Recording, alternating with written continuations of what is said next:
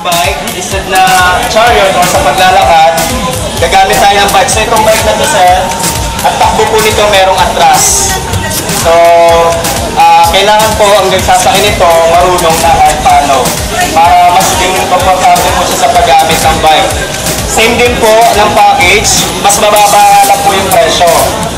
So isang option po nila, instead po na magcha-chariot sila, pwedeng gusto nila mas affordable at mas tingin nila mas exciting yung bike, pwede po sila dito.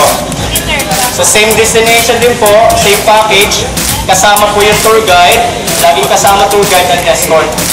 Habang nagtutour, nakasakay din po si tour guide dito para i-discuss po sa inyo habang umiikot po tayo sa buong Intramuros o sa mga route natin gamit yung bike.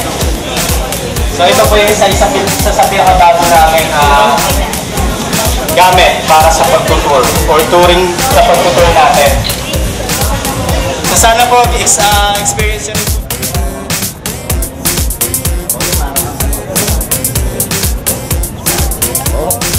Angelo, kamera ka, makakaano ka pa.